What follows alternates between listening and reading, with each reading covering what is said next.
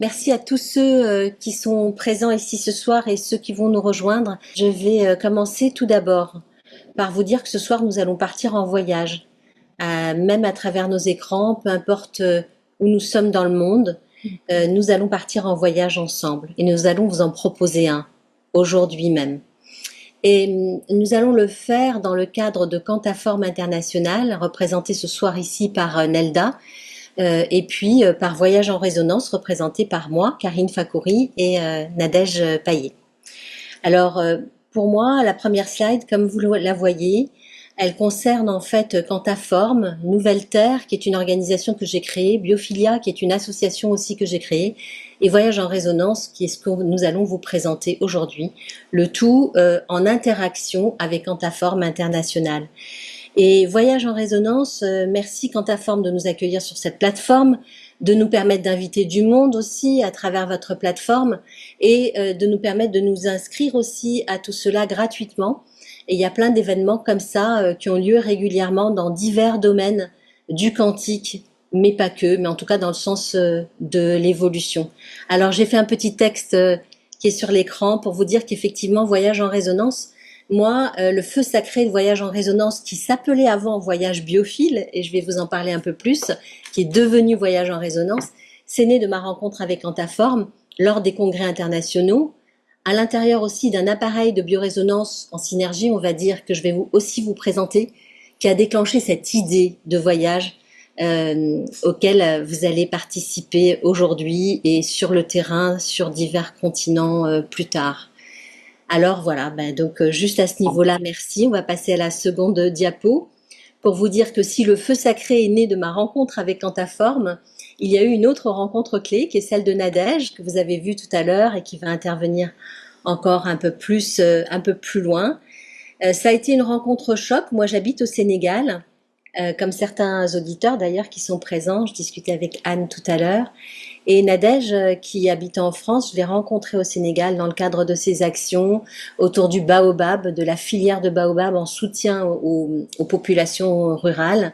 Et là, en fait, ça a été un grand choc ou un saut quantique parce que nous étions toutes les deux dans le domaine des fréquences. Ça nous semblait absolument improbable. Et de là est né Voyage en résonance. Alors nous avons un point commun. Je suis sûre, vous qui nous écoutez, et nous, les organisations qui viennent d'être présentées ici, c'est que nous sommes à l'interface du vivant, des structures sociales et des modèles de développement. Nous sommes vraiment des personnes engagées pour le vivant. Et oui, Nadège, tu peux poursuivre. Et donc, d'ores et déjà, avec la prochaine diapo, pour vous dire que, quelles que soient les actions que nous allons vous présenter, il y aura toujours une part qui sera reversée, et c'est une proposition que nous vous faisons, à des projets qui explorent les nouveaux paradigmes, qui créent la nouvelle ère que nous sommes en train de construire tous ensemble, et qui est liée plus précisément, si possible, aux écosystèmes, aux fréquences et aux formes émergentes de coopération. Donc, un pourcentage est toujours reversé à des projets, donc n'hésitez pas à nous soumettre aussi vos projets qui seront mis à l'étude par la suite pour que ces sommes puissent être affectées. Prochaine diapo, Nadège. Alors, moi, peut-être me présenter rapidement pour ceux qui ne me connaissent pas. Donc, Karine Fakouri, je l'ai dit, ça fait 20 ans que j'organise des voyages, des séjours, des cures, des retraites. Je l'ai beaucoup fait en France et je l'ai beaucoup fait aussi en Afrique. Je l'ai fait à l'intérieur de 3 structures différentes. Lex Naturalis, une association. Lex Naturalis, ça veut dire les lois de la nature. Biophilia, ça veut dire l'amour du vivant au Sénégal comme en France. Et Ayama, c'est une organisation particulière qui ne vit plus aujourd'hui sur le plan manifesté, on va dire. Et le nom de Ayama a un sens très fort pour moi puisqu'il est né d'un collectif avec la présence d'un esprit de la nature. Donc continuez à nous suivre pour en savoir un peu plus sur tout ça. 20 ans que j'en organise et même si j'arrive à vous parler de tout ça avec beaucoup d'émerveillement, ce que j'aimerais qu'il soit entendu tout de suite ici et maintenant, c'est qu'en fait, il y a un sens profond à ce que je mène et que j'ai envie d'influencer le monde de cette manière. C'est tout ce que ça m'a permis en contactant les différentes espèces, en étant naturellement en relation avec elles, ça m'a permis en fait de créer des choses extraordinaires, de développer des capacités que je ne me connaissais pas, je ne sais pas d'où elles sont venues, et vraiment de déployer mes ailes et de créer un grand rassemblement à travers plusieurs actions. Donc là, je vous en ai cité quelques-unes. Donc il y a eu des rencontres avec les traditions amérindiennes très fortes de toutes les cultures. Il y a eu des rencontres avec des traditions africaines. J'ai pu ainsi, par la coopération interespèces, réaliser des reforestations de masse, créer des solutions écologiques face aux crises, notamment à la crise Covid. Donc tout ça, vous pouvez le retrouver sur Internet. Installer entre autres, mais pas que, parce que c'est un programme qui est très connu, c'est vraiment pas le seul, des forêts médicinales et nourricières en 10 jours sur des plans nationaux, en action publique comme en action privée. Évidemment, toutes ces actions, je ne les ai pas toujours appelées coopération interespèces, c'est ce qu'on va faire maintenant ensemble, tous ensemble. Voyage en résonance, c'est d'abord de la communication interespèces, au cœur de paradigmes que je vous invite vraiment à découvrir tellement que c'est magique. Mais vraiment retenir tout de suite que c'est quelque chose qui est ordinaire, contrairement à ce qu'on croit. C'est pas quelque chose qui est extraordinaire. Je vais vous l'expliquer. Et ça déploie nos potentiels et nos aides. Alors quand on rajoute à ces méthodes de coopération qui sont innées en fait, mais qu'on est obligé de traduire en méthode aujourd'hui tellement qu'on a été coupé, quand on va les conjuguer à de la biorésonance qu'on va encore vous expliquer aujourd'hui, alors je vous dis qu'on est vraiment déjà complètement dans un autre paradigme. Prochaine diapo. Oui, donc vous pouvez demander les liens parce qu'il y a aussi des films. Donc Tolucœur, il y a le film qui existe. La caravane amoureuse au Sénégal. Alors la caravane amoureuse, je l'ai faite avec Marc Vella. Donc ça a vraiment été d'île en île. Donc là, on a un livre qui nous parle de la communication avec les plantes et il a été préfacé par Marc Vella. Voilà, donc on parlera de Renaud Ruhlmann qui est peut-être présent ici aussi tout à l'heure. Et le film de la caravane amoureuse existe et ça a été un périple extraordinaire. Et nous avons également réalisé des projets de régénération avec des élixirs. Donc vous connaissez tous, j'imagine, ici les fleurs de Bach. Donc les élixirs, c'est déjà des procédés quantiques qui existent depuis longtemps. Andreas Corté, qui est un partenaire et un allié, en fait, voilà, là je vous présente son élixir, je mets comme ça je suis sûre, son élixir phare. Il pratique depuis 40 ans, il fait un travail extraordinaire et on a pu régénérer l'espèce des crocodiles, on a pu le mesurer, un petit groupe, ça n'a pas de valeur scientifique, sur une île inhabitée de Casamance. Donc la coopération interespèces, entendez tout de suite que c'est quelque chose de pratique, de pragmatique, que ça se fait en pleine nature dans des paysages qui sont somptueux et que se connecter avec la nature, plus avec des outils de biorésonance qu'on va vous présenter sur tous les continents, je crois que vraiment ça change le monde puisque déjà vous voyez que ça régénère les écosystèmes, que nous ça nous régénère et que ça permet en plus de déployer des programmes sans effort. Voilà. On va poursuivre. Alors voilà donc le feu sacré d'aujourd'hui, c'est Voyage en résonance, c'est ce qui vient de naître, c'est ce qui est né d'ailleurs assez rapidement parce que c'est né d'une convergence de conscience. Alors comme vous le voyez, ce sont des séjours, des retraites, des cures, un festival sur les 5 continents. Le slogan, c'est une manière nouvelle d'être au monde. Je crois que c'est à la fois un désir profond pour un grand nombre d'entre nous, c'est à la fois une nécessité pour grand nombre d'entre nous, et c'est aussi un pur émerveillement que de rester sur ce plan-là et d'être co-créateur d'une manière nouvelle d'être au monde. Alors en fait, je reviens sur Quantaform pour dire que eux aussi, comme Andreas Corté, font partie des pionniers dans la distribution et dans la création de biorésonance. Moi, je les ai rencontrés en 2015, je savais déjà que j'allais pouvoir travailler avec eux et donc voilà, depuis 40 ans, donc 40 ans c'est pas rien, 40 ans de biorésonance quand on voit que on commence tout juste à en parler vraiment. Aujourd'hui, on va illustrer le totem mangrove, qui est un voyage qu'on propose du 27 juin au 4 juillet 2026, au Sénégal. On y reviendra tout à l'heure. J'ai bien aimé cette image à mettre dès le début parce que ça nous donne un ton, ça nous donne, je crois, déjà une petite vibration. Maintenant, un peu de théorie, sauf s'il y a déjà des questions à ce stade, mais je voudrais qu'on fasse un petit peu de théorie avant qu'on rentre vraiment dans un voyage ensemble. Alors, pour moi, voilà comment est-ce que je conçois le voyage, l'énergie et la fréquence. Ce sont des choses, vous avez souvent entendu parler de voyage en état modifié de conscience, vous avez entendu parler de voyage en prenant un billet d'avion, évidemment. On entend parler d'énergie pour parler des ondes Wi-Fi, on entend parler d'énergie pour dire qu'on est perché, on entend parler d'énergie pour parler d'électricité, on parle de médecine énergétique, on parle de pratique énergétique. Et parfois, on associe la pratique énergétique à la fréquence et on met tout cela dans le même bain. C'est comme l'écologie, ce sont des choses qui sont devenues assez galvaudées. Alors moi, je pars, n'étant pas scientifique, de quelque chose d'universel. Et ça, c'est très biophile. Hein. On part de l'endroit où tout le monde est d'accord. L'endroit où tout le monde est d'accord, c'est que l'énergie, c'est de l'information en mouvement. Que ça soit une bonne énergie ou que ça soit une mauvaise énergie, c'est de l'information qui est en mouvement et qui est captée par des corps, par des cellules, par un environnement, par voilà. C'est de l'information. Soit que vous êtes émetteur d'une information en mouvement, par exemple votre pensée, soit que vous êtes récepteur par la pensée des autres, mais également par votre environnement naturel, par votre habitat, par... vous savez, c'est l'histoire des poupées russes, en fait. Et il y a plein d'interactions et d'intrications même, je dirais, entre les différentes énergies à chaque seconde de notre vie. Parce que dans votre propre écosystème intérieur, il y a tout un tas d'informations en mouvement. Vous avez en plus des milliards de cellules qui se renouvellent tous les jours. Mais à l'extérieur aussi.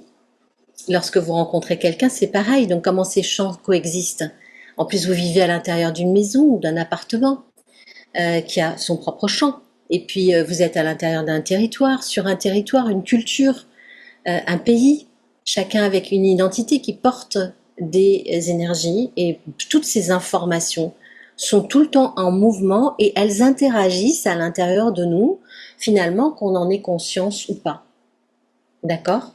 Donc, c'est la qualité de présence à soi ou de présence à l'environnement naturel ou à l'environnement social qui va changer tout simplement l'orientation de l'énergie parce que vous allez être présent et vous allez pouvoir la diriger. Je veux bien qu'on aille à la diapo suivante. Et le voyage, de façon générale, j'aime beaucoup le prendre pour expliquer ce qu'est en fait l'énergie. En réalité, lorsque vous décidez de partir en week-end, lorsque vous décidez de partir en vacances, lorsque vous prenez un billet de train, un billet d'avion ou votre voiture ou votre vélo, pour faire un voyage, pour aller en vacances, vous avez une destination. Donc vous avez une intention, c'est votre destination. On parle souvent du pouvoir de l'intention. Il faut vraiment entendre que intention, ça veut dire destination. C'est la destination physique, je veux dire, dont on veut qu'elle soit matérialisée sur le plan physique. D'accord? Ça, c'est notre intention. Donc, admettons que nous décidions ensemble d'aller au Sénégal à cette date-là de Totem Mangrove. Nous posons une intention qui est la destination d'aller. Lorsque nous nous posons cette intention, nous créons déjà un mouvement. Lorsque vous allez aller vers ce voyage, lorsque vous allez vous mettre en route, vous allez créer un mouvement à l'intérieur de vous. Et il y a plein d'informations qui vont se mettre en mouvement. C'est ça le voyage intérieur. J'ai toujours dit que les voyages, c'était les meilleures thérapies au monde. Parce que, en fait, il y a une destination extérieure qui est déjà enthousiasmante. Parce que quand on part en vacances, c'est pour vivre dans le plaisir, de la joie, du désir, etc. Et en plus, il y a une destination intérieure. Parce qu'à chaque fois, il y a ce cheminement à l'intérieur de nous. Alors, lorsque nous avons un appareil de biorésonance type Life System qu'on présentera tout à l'heure, ou peut-être même l'appareil de la Pocket que présentera Nadège et Renaud peut-être tout à l'heure, nous émettons une intention. Alors pour la biorésonance, le Life System, qui est quelque chose que je maîtrise bien, je vais poser l'intention parce qu'un client arrive et il veut guérir de sa blessure, par exemple. L'intention, c'est de guérir de sa blessure. Maintenant, le fait de poser cette destination, vous allez diriger votre attention. Vous prenez votre voiture pour aller en vacances. Vous allez diriger votre attention et votre intention vers cette destination. Donc, vous allez conduire l'énergie. C'est à ça que je veux en venir. Lorsque vous avez une destination, vous conduisez l'énergie. Mais vous pouvez ne pas conduire l'énergie et ne pas avoir de destination. On va en parler tout à l'heure. Et c'est comme ça qu'on arrive dans ce qu'on appelle aujourd'hui le chaos mondial, mais c'est uniquement parce qu'il y en a qui ont pris des destinations claires et d'autres qui n'en ont pas prises. Alors la biorésonance, pour pas mélanger la biorésonance avec l'énergie, je pose l'intention de guérir de mes blessures, je vais diriger, moi, en tant que praticienne de biorésonance, je vais diriger en fait l'énergie de manière à ce qu'on arrive à cette guérison. Et je vais le faire comment? Je vais le faire avec un traitement par onde scalaire en l'occurrence, en ce qui me concerne. Et donc, l'appareil va me permettre en fait de lire l'information en mouvement, d'avoir la lecture des flux de ce terrain énergétique, de comprendre les cohérences et les incohérences sur le plan mental, sur le plan émotionnel, sur le plan physique, sur le plan spirituel, sur le plan d'une maison, sur le plan d'un jardin, sur le plan de l'être de mes animaux, sur les animaux d'élevage, sur la production alimentaire. Je vais pouvoir lire et scanner donc ce qui se passe sur le terrain énergétique. Ça veut dire quelle est la lecture d'information qui est là, quels sont les points forts, quels sont les points faibles, qu'est-ce qui a besoin d'être ajusté. Et on va pouvoir le traiter à travers des ondes. Ça me paraît important pour comprendre comment on arrive à la coopération interespèce à partir de là. Oui. Alors donc du coup, dans la vie de tous les jours, selon votre destination ou selon l'absence de destination, vous allez de toute façon vivre avec l'énergie. Vous avez compris que vous le vouliez ou non, vous allez vivre avec l'énergie sans la subir. Alors comment est-ce que vous allez vivre avec cette énergie sans la subir? Parce qu'il y a deux façons de vivre avec l'énergie. La première, vous n'avez pas de direction. Alors du coup, que vous le vouliez ou non, il y a des informations en mouvement qui sont à l'intérieur de vous. Vous avez une énergie émettrice et vous allez en recevoir. Et vous allez tout recevoir. C'est ce qui se passe actuellement sur le net. C'est ce qui se passe actuellement dans le monde. Tout le monde émet, tout le monde reçoit, tout le monde émet, tout le monde reçoit. Et il y a la direction dominante, c'est le résultat de notre vie et de ce qui se passe sur la planète. Parce qu'il y en a qui ont décidé de la direction. D'accord? C'est important ça pour la biochimie. Alors la façon de ne pas subir l'énergie, on peut, et c'est très taoïste, dire en fait, moi, je pose l'intention de vivre dans l'instant présent et je pose l'intention de ne pas avoir de direction. Et quand on est vraiment dans cette maîtrise, qui est une maîtrise spirituelle, qui sont pratiquées par vraiment des gens qui se dédient à ça, alors ils se baladent dans les environnements, dans les lieux, dans toutes les interactions. Ils sont très présents à eux-mêmes, ils inspirent, ils expirent, ils méditent, voilà.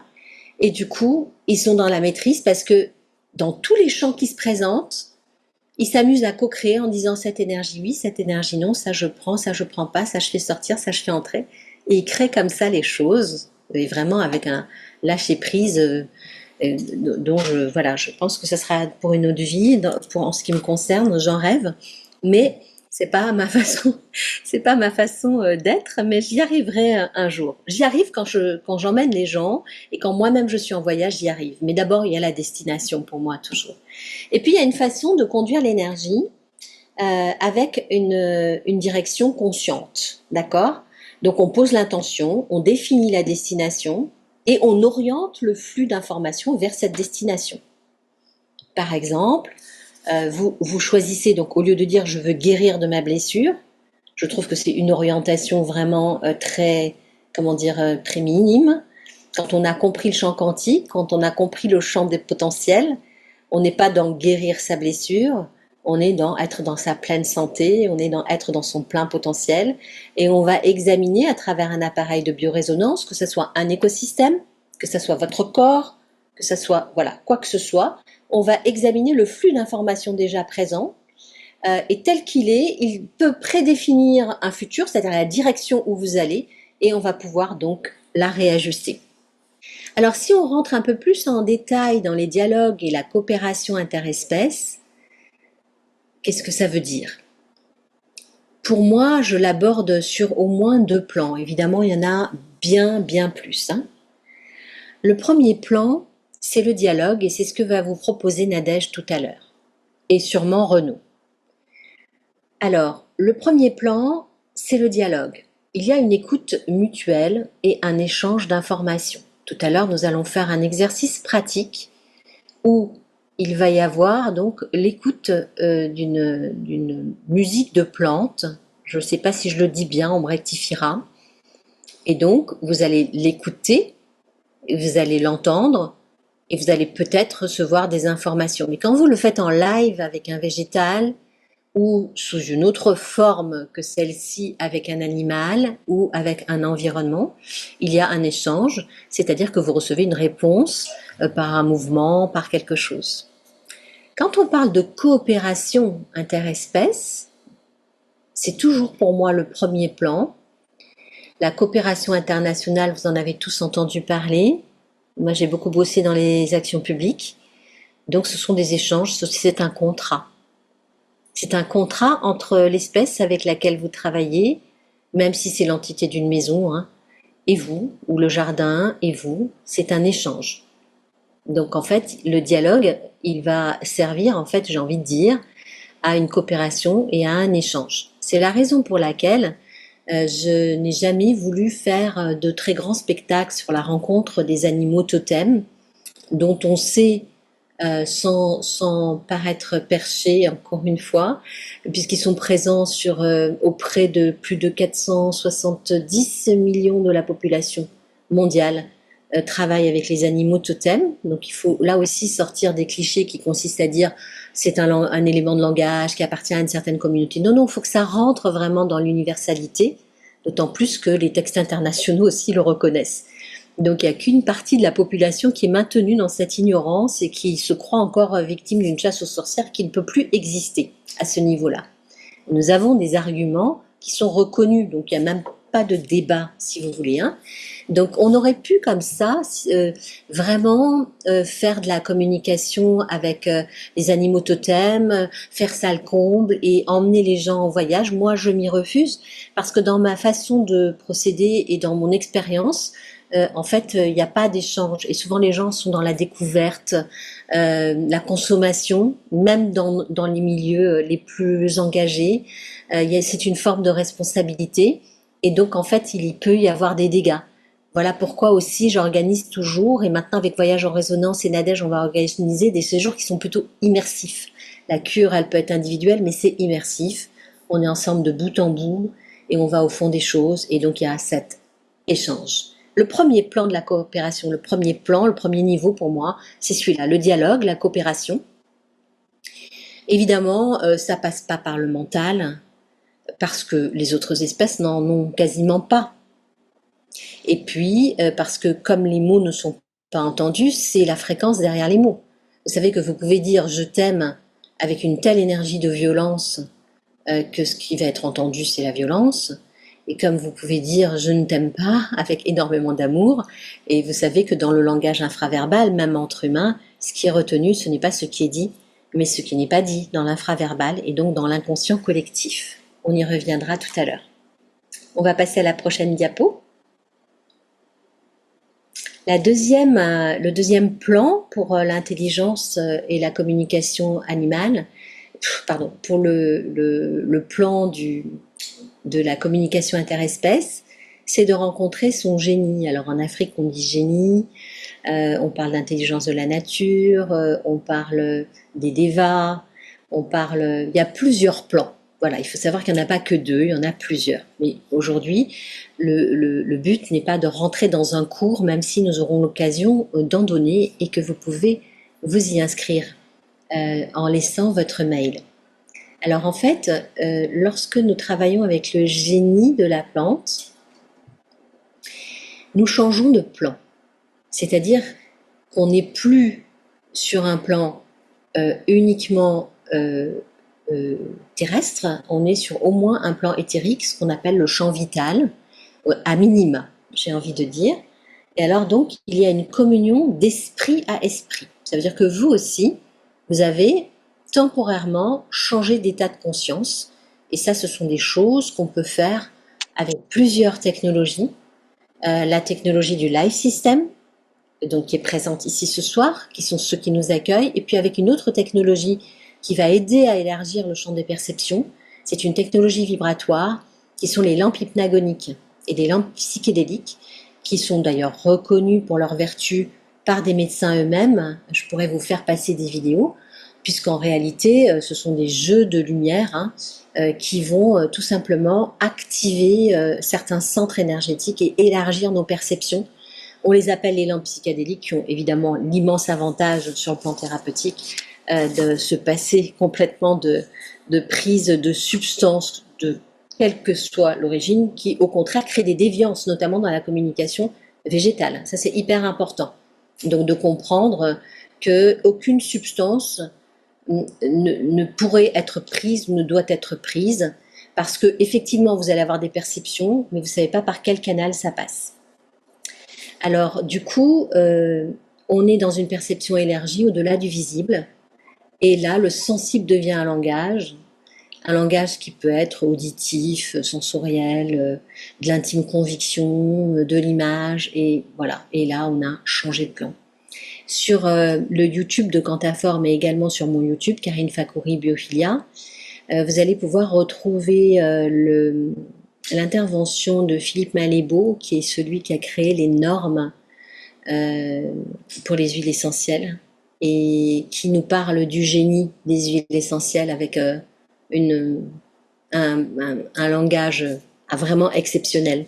Et ça avait lieu lors du congrès en octobre.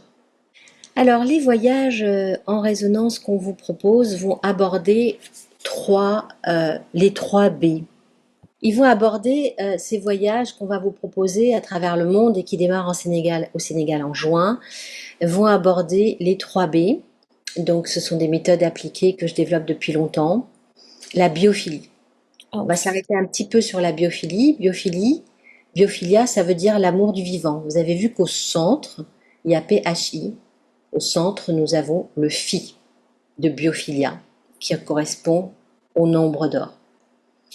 Et alors, ce qu'il y a d'intéressant dans ce concept qui a été développé par Wilson dans les années 80, qui est un biologiste, et que j'ai repris à travers toutes mes actions en développant des méthodes, c'est que, en fait, c'est inscrit dans notre biologie, cette connexion avec le vivant, elle est inscrite dans notre biologie. Elle est innée. On en est juste coupé. C'est vraiment important de l'entendre. Ça veut dire que ça se réactive très vite. Et lui, justement, il a commencé à expliquer comment c'était inné. Et moi, je développe beaucoup le fait de tous ces potentiels, parce que j'en suis la preuve vivante, et toutes les personnes que j'ai accompagnées et qui ont intégré la biophilie aussi, des capacités incroyables. Ça développe des potentiels incroyables. Donc, ce sont des méthodes biophiles qui vont être appliquées essentiellement à travers les éléments. Le feu, l'air, la terre, l'eau, l'environnement, la culture humaine. La biorésonance, on l'a expliqué, donc ce sont des fréquences, des champs fréquentiels que nous allons en fait adapter. Et ce sont des outils de dernière génération. Et la biodynamie, on en a un peu moins parlé, mais ça va un peu de soi. La biodynamie, eh bien, on a l'habitude de parler de la biodynamie pour la production des légumes et des fruits en fonction des cycles de la nature, mais aussi des astres. Parce que cette planète, elle n'est pas juste comme ça dans l'univers toute seule. Elle interagit avec plein d'autres planètes. Et vraiment, aujourd'hui, ce serait aussi une hérésie de croire qu'il n'y a pas d'interaction et de fréquentation d'intelligence de l'une à l'autre. Et cela aussi est reconnu. Donc, faites vraiment vos recherches pour sortir des anciens discours qui consistaient à dire que chaque chose est complètement séparée. Même dans les politiques publiques aujourd'hui, la dimension holistique est intégrée. Donc voilà le tempo, j'ai envie de dire, des voyages que nous allons vous proposer. Alors on vous a mis en image donc une ambiance. Donc là, vous avez la lampe hypnagonique qui permet donc le soir, parce que le jour, on va le faire en direct, on va être en direct avec les éléments, mais le soir, ça peut en fait nous permettre non seulement de bien dormir, mais d'être dans les bonnes ondes θ, les bonnes ondes gamma, voilà, ça avec le live, et puis aussi avec la lampe hypnagonique. Donc vous avez une ambiance, et puis dans le coin, un petit peu à gauche, ce sont des enceintes qui sont vortexées à 528 Hertz. Voilà. On va pas pouvoir tout développer aujourd'hui. On aura l'occasion de revenir là-dessus, notamment sur toutes ces technologies. Je voudrais vraiment qu'on rentre un peu plus dans la pratique. J'ai une question, Karine. Les deux haut-parleurs 528 Hertz, ils donnent de la musique au jardin ou ils récupèrent là? Si c'est des haut-parleurs, ils le Oui, donnent. oui, oui, ils peuvent donner de la musique au jardin. Mais D'accord. ça, oui, ils peuvent en donner. En fait, il y a plein de choses qu'ils peuvent donner au jardin. Je te ferai part, soit lors d'un prochain webinaire, soit on peut s'appeler en privé. Comme tu sais qu'en fait aussi sur le site de Cantaforme, il y a toutes mes précédentes interventions sur la nature et sur les productions et sur l'environnement, sur comment est-ce qu'on fait. Mais effectivement, aujourd'hui, on peut interagir. Mais vous savez qu'en fait, on est obligé d'interagir tellement que tout est abîmé. En fait, le truc est là. Parce que moi, quand je me réveille et que je suis dans mon jardin, j'ai la chance de pouvoir vivre tout de suite en direct avec. J'ai pas besoin de mettre de la musique, tout est présent. J'ai les perroquets, j'ai les toucans, j'ai les baobabs, vous voyez ce que je veux dire? Et c'est vivant. Mais après combien d'années de travail, je suis arrivée dans une terre sur une terre complètement dégradée, tout est dégradé autour. Donc, l'idée, c'est vraiment de créer chez soi aussi, c'est l'objectif de Voyage en Résonance et de mon partenariat aussi avec Nadège, c'est de créer chez soi des unités fréquentielles, pas seulement lorsque nous sommes en voyage. À la limite, quand on va voyager, on va apprendre tout ça, on va interagir avec tout ça. Mais l'idée, c'est que maintenant, aujourd'hui, je crois que c'est vraiment nécessaire que ces unités fréquentielles soient installées chez nous avec tous ces intervenants. Donc, je vous ai déjà parlé de quelques-uns des intervenants. Il est temps qu'on se rassemble. On a tous des spécialités qui sont très différentes. Il y a certainement plein de personnes. Il y en a qui ont des lieux. Moi, je vois aussi déjà des amis du Sénégal ici qui ont des lieux qui sont magnifiques. Donc c'est ça pour moi la nouvelle ère. Donc oui, ça peut diffuser dans les jardins. Après, si c'est un jardin qui est non productif sur le plan alimentaire, c'est pas mal. Si c'est productif sur le plan alimentaire, il faut quand même rajouter d'autres choses parce que en fait, il y a toute la question des nuisibles. Vous savez, quand l'écosystème est dégradé autour de vous, eh bien, et que vous mettez du 528 Hertz, tout le monde a envie de venir, c'est normal, hein. Oui, je me souviens, tu avais dit que même les serpents étaient venus chez toi. Tout est là. Et là, ça a recommencé. Mais pour nous, être en 528 pour entendre ou pour voilà, c'est vraiment génial. Mais l'objectif quand même in fine, c'est de se servir de tous ces outils technologiques pour régénérer, amplifier, parce que nous, pendant que nous, on va créer nos unités fréquentielles chez nous, et on imagine que chacun a un live system, chacun a ses enceintes, chacun a le capteur, chacun a la lampe hypnagonique. Évidemment, nous, ça fait des mois et des mois qu'on fait le tri parmi tout ce qu'on reçoit. Donc, on peut vous orienter. Plus votre production alimentaire, ça change déjà. On n'a même plus tellement envie de partir ailleurs, tellement que ça devient fort, vous voyez. Mais après, on va à la rencontre les uns des autres parce qu'on a l'intention de régénérer des écosystèmes, parce que on a l'intention de voir une formation, on a l'intention de se retrouver, on a l'intention d'honorer le lieu de l'autre. C'est ça les oasis en fait. On va avancer un petit peu. Alors pour ceux qui ne connaissent pas le live system, moi je ne vais pas rentrer dans trop de techniques aujourd'hui. Mais vous voyez, j'ai mis quelques consignes, attachez vos ceintures et préparez-vous au décollage. Le live system, il va intervenir en amont du voyage. Il intervient déjà d'ailleurs. Pourquoi? Alors, attachez vos ceintures, préparez-vous au décollage. Oui, il faut attacher sa ceinture. Il faut faire ce type de voyage en étant en bonne santé. notamment psychologiques et ou physiques selon les endroits du monde dans lesquels on va. Et le meilleur moyen de s'en assurer, eh bien, c'est à la fois, si vous avez un suivi médical, évidemment, d'avoir l'accord de votre médecin, mais sinon, c'est aussi de vérifier avec les appareils comme la biorésonance, euh, voilà, certaines choses. Donc, par exemple, il va falloir consolider notre ancrage. Il va falloir consolider notre ancrage parce que l'Afrique, pour moi, c'est le chakra racine de la Terre. Donc, si nous ne sommes pas ancrés, que nous arrivons en Afrique, avec tout ce qui se passe en plus en Afrique, où pour eux, qu'on parle même 2 heures de ce dont on est en train de parler, c'est déjà trop mental pour eux, tellement qu'ils le vivent au quotidien, mais ils connaissent tellement l'énergie qu'ils savent très bien la manipuler dans tous les sens et dans toutes les formes de l'arc-en-ciel. Donc si on n'est pas enraciné, et c'est ce qui nous apprend l'enracinement d'ailleurs, c'est à force d'être déraciné, du coup, il y en a plein qui s'en vont, qui restent pas, et d'autres qui s'accrochent, d'autres qui n'ont pas le choix et qui finissent par faire des grandes, grandes racines. Donc moi, je dis souvent qu'on peut aller prier au sommet de l'Himalaya autant qu'on veut. Là, très bien, on travaille tous quand on est dans un endroit, on régénère l'endroit et on régénère la planète. Donc on travaille tous peut-être notre esprit spirituel quand on est dans l'Himalaya, mais si on n'a pas travaillé nos racines, ça donnera vraiment, vraiment rien de concret.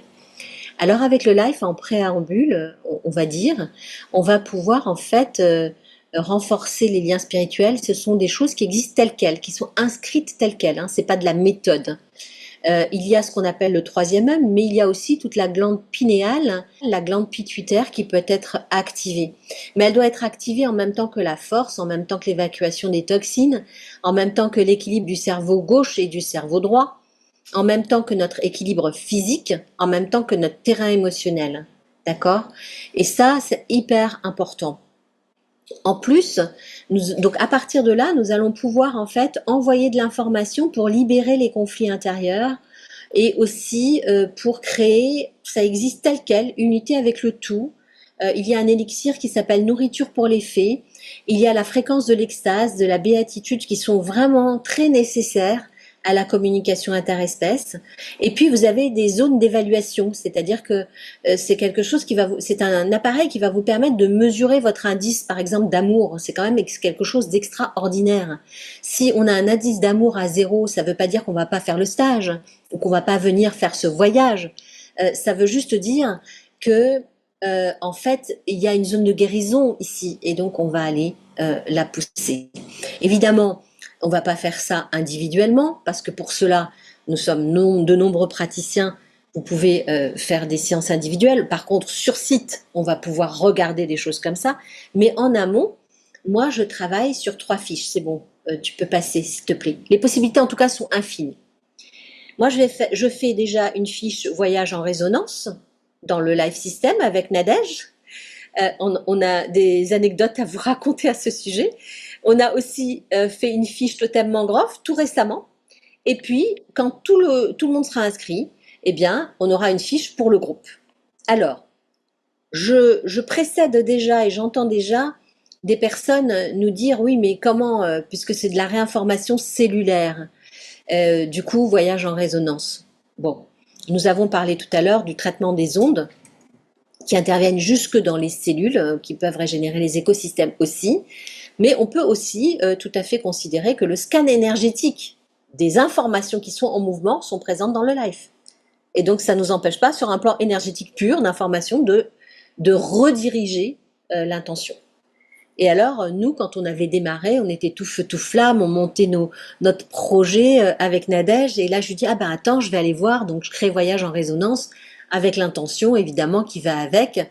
Et là, en fait, on a des dimensions spirituelles extraordinaires. Tout est absolument ouvert et on a 0 ancrage. Il n'y avait absolument rien dans le principe de réalité qui était présent. Ça nous a fait travailler quelque chose de fou parce que du coup, on est allé travailler notre ancrage et après nos indicateurs de fait, et puis il apparaissait autre chose. Et puis ensuite, Nous avons fait une fiche totem mangrove bien plus tard, hein, parce qu'on n'en était qu'à la construction de voyages en résonance. Et en faisant le totem mangrove, le scan énergétique, c'était vraiment drôle.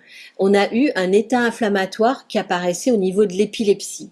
Et la seule contre-indication qu'il pourrait y avoir avec les technologies vibratoires, notamment les lampes hypnagoniques, c'est l'épilepsie. Et donc, on avait déjà le terrain futur d'une possible qu'on a déjà rectifié. Alors, il y a plusieurs types d'appareils. Évidemment, nous allons prendre celui qui est vraiment absolument tout public sans aucune contre-indication, et celui qui est un peu plus fort sera réservé avec des bons questionnaires qu'on va vous poser, même si c'est déjà rectifié. Et pour le groupe, évidemment, vous imaginez les pléthores et les possibilités et les solutions que vous pouvez que vous n'hésitez pas, hein, on peut tout à fait organiser des rencontres pour vous montrer plus en détail comment est-ce qu'on peut travailler avec le live ou avec les autres appareils dont on vous parle. Voilà, alors on va passer à la diapo suivante et nous arrivons à Totem Mangrove. Excuse-moi, je peux te poser une question sans, Oui. j'interromps un peu, excuse-moi. Non, Les non, mais fiches c'est dont tu bien parles, d'interrompre un peu. les fiches dont tu parles, c'est que vous avez créé une fiche live Oui, en mettant les intentions comme si c'était monsieur, voilà, ou monsieur ou madame, oui. et vous c'était le groupe ou c'était le voyage Ah mangrove. bah, c'est Voyage en résonance, Nadège et Karine, prénom. D'accord, toutes les deux, d'accord. Ah oui, Voilà. Après Totem Mangrove, je sais plus si j'ai pas mis le nom du lieu, du lodge. intéressant, merci. Intéressant, hein? Oui, oui, merci Et tu beaucoup. verrais tout ce qui est sorti sur le lieu. Je pourrais te dire presque où et à quel endroit on doit aller pour soutenir le lieu. C'est phénoménal. D'accord, merci beaucoup. Mais ce n'est que de l'information. Enfin, ça, c'est des éléments que tout le monde va pouvoir contester, valider, réorienter. Mais moi, ça fait 7 mois que je pratique ce genre de choses. C'est pour ça que j'ai organisé avec Nadège des voyages. C'est qu'on s'est dit, c'est pas possible, ça. Il faut qu'on le montre. Il faut que les gens voient. Il faut qu'ils se forment. Parce que vous imaginez jusqu'où ça peut aller pour le monde dans lequel on vit actuellement. Merci. On va passer à la diapo suivante. Alors, maintenant, le voyage que nous vous proposons, eh bien, vous avez déjà des éléments aujourd'hui, c'est-à-dire que dès aujourd'hui, vous pouvez travailler avec ce qu'on va vous présenter là. C'est un territoire entre deux mondes. Entre terre et eau, vous avez une petite image sur le côté. Entre racines et océan, entre visible et invisible. Et dans plusieurs traditions, on l'appelle l'arbre de réseau. Il ne fonctionne qu'en réseau. J'espère que ça vous parle, cette fréquence de ce mot, réseau. Et pour moi, si ça fonctionne en réseau, ça nous parle d'intelligence collective qui relie les espèces entre elles. Je ne vais pas pouvoir tout vous raconter sur la mangrove aujourd'hui, mais j'ai vraiment participé à sa reforestation, à des enquêtes sociales, à ce que ça apporte aux populations. Il faut voir, on se réunit autour d'un baobab, mais on se réunit vraiment autour de la mangrove. Et c'est vraiment un arbre qui permet de relier plein d'espèces. Il faut voir tous les oiseaux, tous les poissons que ça abrite. Il faut voir ses racines à taille humaine. Alors moi, j'ai donné une orientation avec Nadège. Là, on vous en donne une. Mais vous n'êtes pas obligé de la suivre. Je m'excuse, je vais boire un peu d'eau. Je vous laisse lire.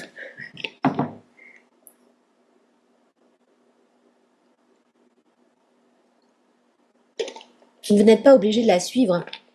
Mais le ton est un peu donné, si vous voulez. Pour moi, ça a du sens. Tout ce temps que nous soyons dans nos foyers, de travailler cette intelligence collective et de voir comment une espèce végétale peut nous la transmettre en dialoguant. Donc, suite à ce que vient de dire Karine, effectivement, quand on voit cette photo entre terre, mer, entre le salé et l'eau douce, la mangrove, elle est très enseignante. En fait, on va aller sur l'exploration d'une écologie acoustique avec le chant de la mangrove. Donc, grâce à des capteurs et des outils de biosignification, nous enregistrerons donc des sons comme le bruissement du vent ou la pulsation de l'eau, tout l'environnement. En fait, nous pourrons effectivement créer une symphonie de la mangrove, ce qui nous permettra d'écouter réellement in situ la vibration naturelle à ce moment donné et surtout à cet endroit donné. Et le participant, comme ça, rentrera vraiment en résonance avec cet écosystème. Il va pouvoir être baigné totalement dans les racines d'ailleurs, hein, de cette mangrove, subtile et réelle. Ensuite, il y aura effectivement dans cette communication interespèces l'idée de reforestation quantique. Comme le mentionne Karine juste précédemment, il y a forcément une interaction, une communication qui va se créer. Et nous, dans cette expérience immersive, on souhaite replacer l'humain à sa juste place dans l'écosystème. Donc, autant le végétal va nous aider à retrouver notre fluidité intérieure, et nous allons l'aider, avec les fréquences, à régénérer sa vitalité vibratoire avec nos intentions, avec notre présence, totalement en communion et en communication avec cette plante.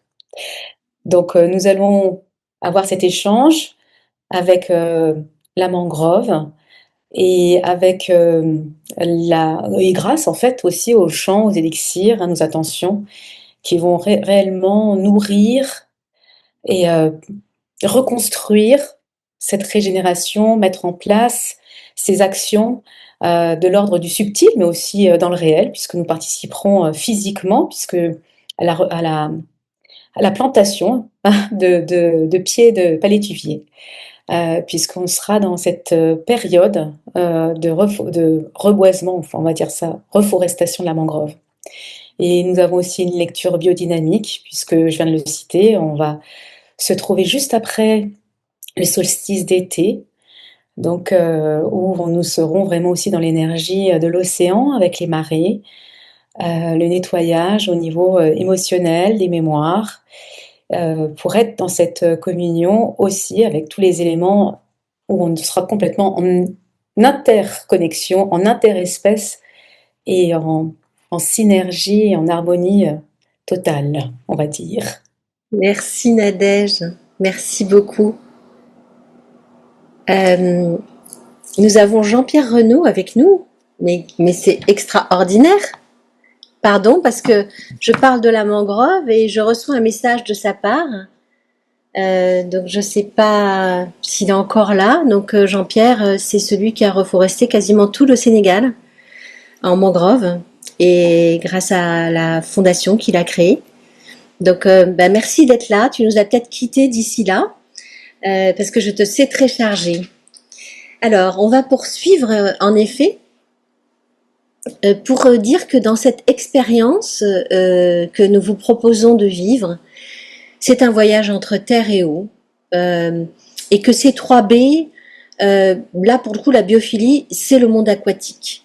Et retrouver en soi, pour reparler d'énergie, le mouvement intérieur.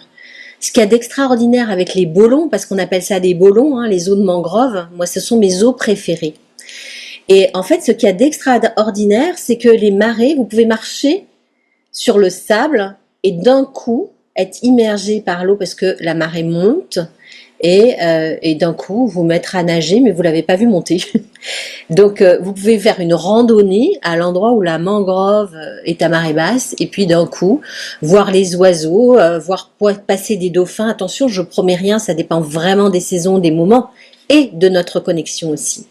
Donc on va atterrir sur une île, et l'île elle est importante parce que en fait on est plus près de soi-même pour ce voyage intérieur, parce que jusqu'à maintenant nous n'avons parlé que du voyage intérieur, mais il y a aussi une destination extérieure quand même, hein. C'est comme lorsqu'on part en vacances.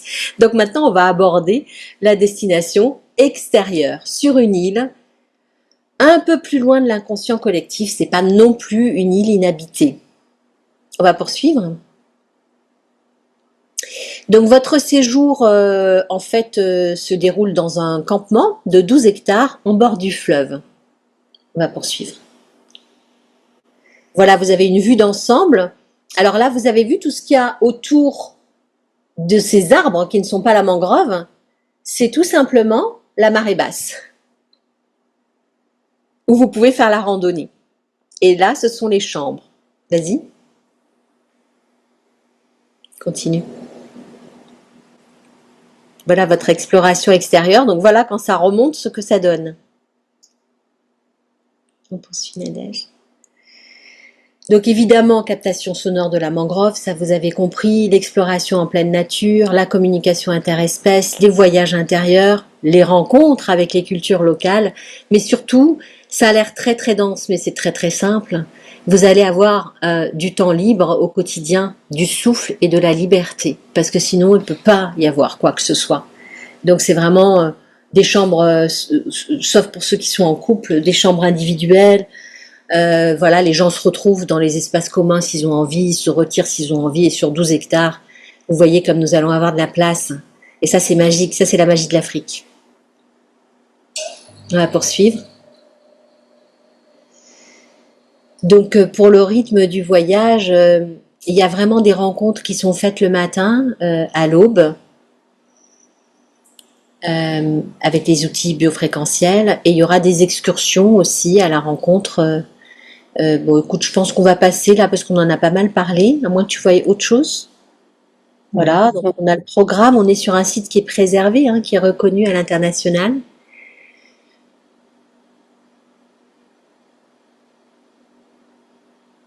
Je passe. Pour finir de présenter Totem Mangrove et ce voyage de 2006, 26, sachant qu'il y en aura d'autres avec d'autres espèces animales et végétales, je pense qu'on a envie de vous dire que c'est d'abord un appel. Donc aujourd'hui, moi je vous parle de mon rôle planétaire, je crois que Nadège c'est la même chose, c'est notre rôle planétaire ce qu'on est en train de faire là. C'est pas comme si on n'a rien à vendre, on aimerait que ça marche parce qu'on voudrait vraiment que ça fasse bouger des choses dedans, dehors, et que c'est des aventures et qui sont extraordinaires. Et le travail du continent, sur le continent africain, moi j'avais entendu dire que Afrique ça voulait dire Afra et que ça veut dire fraternité. Et vous savez, renouer avec l'Égypte ancienne, très présente d'ailleurs dans la région où nous serons, la lumière, le son, les fréquences, c'était déjà 3 piliers indispensables. Voilà. Donc c'est un appel, cette nouvelle manière d'être au monde, c'est un appel que nous faisons et c'est un appel que vous devez ressentir. C'est un peu comme lorsqu'on joue du tambour. Les textes internationaux aujourd'hui reconnaissent le monde invisible en tant que tel dans le champ du vivant. Et c'est quelque chose qu'il faut vraiment comprendre. C'est reconnu par les Nations Unies. Nous avons en fait aussi des organisations internationales comme Findorn, dont vous avez entendu parler sûrement en Écosse, qui ont, avec la coopération interespèces et les intelligences de la nature, sont arrivés sur des cailloux à faire produire une alimentation et un éco-village, enfin quelque chose que tout le monde croyait condamné. Et ça aussi, ça a une reconnaissance internationale avec des milliers et des milliers de personnes qui se présentent chaque année pour rencontrer ce lieu reconnu par les Nations Unies. Et les textes internationaux qui reconnaissent d'une manière ou d'une autre par un terme juridique ou un autre terme juridique le champ invisible, eh bien c'est pas seulement les Nations Unies, c'est l'UNESCO, ce sont des chartes, voilà, c'est l'OMS qui organise carrément des congrès. En Inde, le dernier congrès avait lieu en Inde des médecines traditionnelles hein, et qui revendiquent. Donc, autant on peut parfois critiquer ce genre d'organisation dans les politiques et les orientations, autant soyons biophiles et appuyons-nous sur ce qu'ils développent et qui existe et qui est vraiment en faveur de ce que nous voulons développer. Donc, c'est pas quelque chose qui est en marge, c'est pas quelque chose qui est à côté, c'est quelque chose qui est complètement dans la réalité du futur. Pourquoi est-ce qu'on n'est pas étonné d'avoir une 5G qui nous envoie les fréquences de notre pouls, de notre cœur, de ce que vous voulez, et on va être étonné de savoir qu'on peut traiter un environnement, par exemple, avec la fréquence. Donc vraiment, ça, je tiens énormément à ça. Et j'ai fini de parler. Je passe le bâton de parole à Nadège et ou Renaud. Donc c'est à toi de jouer maintenant. Puisque Renaud Ruhlmann est présent avec nous, je vais le laisser introduire, mais je vais déjà parler du corps au sol comme exemple, en fait, pour vous donner aussi un avant-goût de comment on peut capter les sons des végétaux. Et donc, je vais montrer la Pocket Science de notre ami Renaud, qui est ici. En fait, d'abord, le corosol. Le corosol, je l'ai rencontré puisque je suis engagée depuis quelques années maintenant sur des projets effectivement solidaires d'autonomisation des femmes rurales en Afrique et pour des sujets effectivement d'accès à l'eau, énergie et mécanisation agricole en particulier et des actions auprès de la valorisation des produits de cueillette en Afrique, comme le baobab notamment. Et donc, avec mon appétence pour les innovations, je suis arrivée avec un gros choc d'amour pour tout ce qui était vibratoire et fréquentiel. Et je m'intéresse depuis quelques années justement à les effets, les impacts effectivement des vibrations, du son sur les organismes et comment le capter, comment le diffuser. On a parlé des enceintes à ondes vortexées tout à l'heure et il y a aussi la captation sonore où Renaud ici présent excelle et en a fait son cheval de bataille et donc avec son Pocket Science donc avec des fabricants écossais, donc un petit dispositif très simple qui permet d'écouter. Donc on a le sensor ici, bon je ferai pas la démonstration mais hop, on capte avec les petites pinces sur la racine et à côté de la feuille pour pas faire mal à la plante et on peut écouter effectivement le signal électrophysiologique de la plante dans un langage sonore.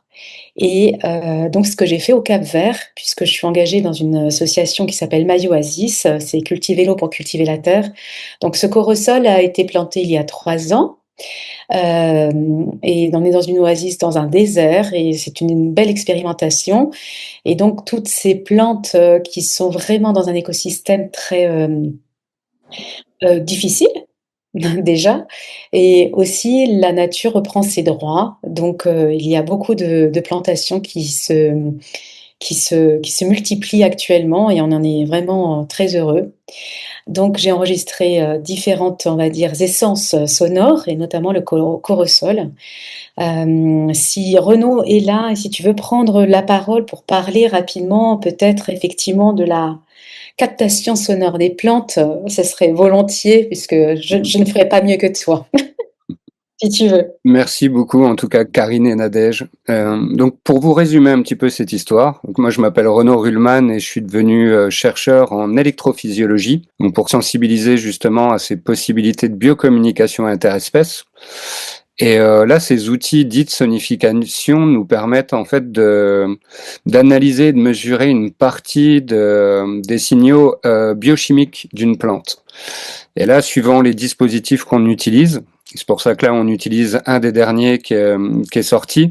Il nous permet en fait d'être beaucoup plus précis et de capter en fait ces informations biochimiques et de pouvoir retranscrire une partie en notes de musique.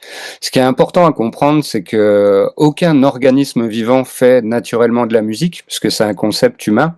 Par contre, on connaît tous ce que c'est que l'harmonie. Quand justement, là, on voit toute cette belle présentation de la mangrove, c'est un exemple de réharmonisation ou de ce qu'on appelle le phénomène d'homéostasie dans un environnement. Et là, vu que les plantes sont silencieuses, on a la possibilité de leur donner une voix, une parole. Donc là, on est plus dans le domaine du dialogue. Et ces outils sont faits sur la base du polygraphe, donc le détecteur de mensonges qui a été développé par la CIA et dont il y a un monsieur qui a travaillé pendant quelques années pour eux qui s'appelle Cliff Baxter et qui a été un des premiers dans les années 60 à constater qu'avec un polygraphe, justement, on pouvait mesurer une activité et correspondre avec ce qu'il appelle une perception primaire, mais faire de la biocommunication communication avec d'autres espèces. Et c'est là où ça devient pertinent maintenant, à l'aube justement de ces questionnements de communication interespèces, de pouvoir avoir des outils avec une rigueur scientifique derrière, parce que là, la poésie et l'art, c'est beau, mais là, si on veut vraiment comprendre ce que peuvent nous proposer nos frères et sœurs végétaux, c'est comment on comprend aussi le message qui est donné avec ces variations musicales. Et pour vous faire le plus beau résumé, vu qu'on est rentré dans l'ère du printemps, nous avons le chant des oiseaux, en fait, qui nous permet de comprendre harmonieusement qu'il y a ces mélodies.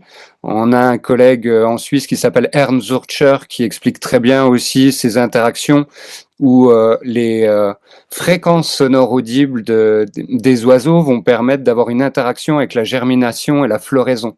Donc il y a bien, comme le résumait aussi Karine au début, ces phénomènes de biocommunication interespèces, ils sont constants et surtout dans les environnements aussi beaux, naturels, où il n'y a pas eu beaucoup la main de l'homme, bah, c'est là où on peut constater, observer et surtout contempler justement ces phénomènes et pouvoir se remettre en interaction.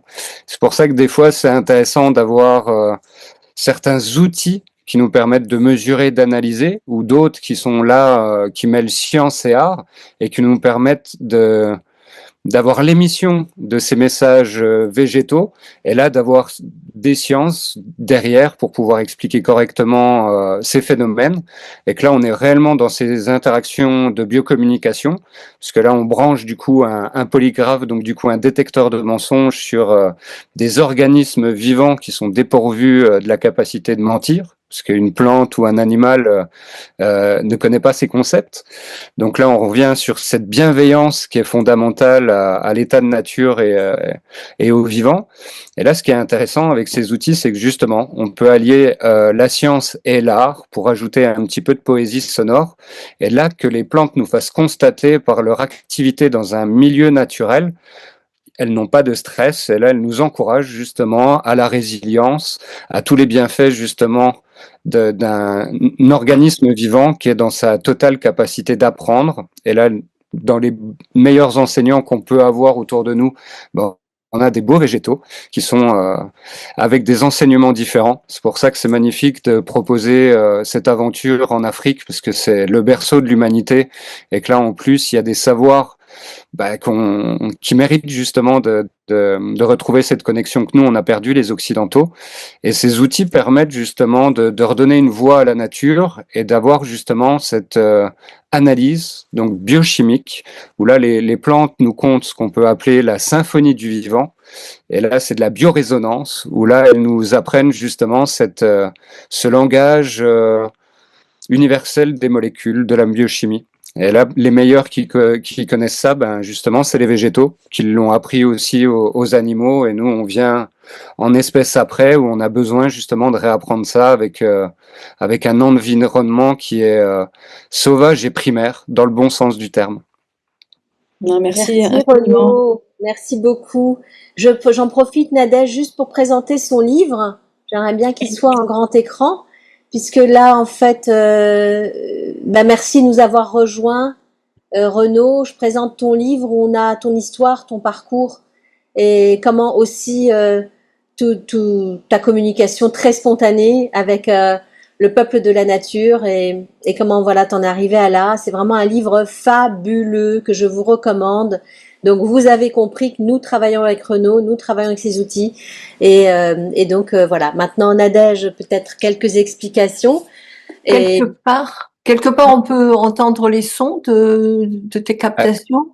Alors, juste pour vous redonner encore un petit peu d'indication, je suis la première personne à avoir créé une herboristerie sonore. Je vais fêter dans 10 jours les 7 ans, parce que c'est quelque chose qui va commencer à s'ouvrir de plus en plus, parce que j'ai été co-organisateur du Festival international de musique de plantes, parce qu'il y a des gens qui parlent justement de Gojac, donc j'ai été une des personnes qui a permis de créer ces événements. Mais là, avec la réflexion, ça allait plus loin, puisque le musique des plantes, c'est un beau terme, c'est une marque aussi d'une d'un appareil. Mais là, le phénomène, vraiment, si on veut rendre hommage vraiment à la nature, c'est vraiment un phénomène de biocommunication interespèce. Parce que là, le dialogue, même qu'on a entre nous, qui est conscient, bienveillant, on choisit nos mots et du coup, en découle une forme de mélodie.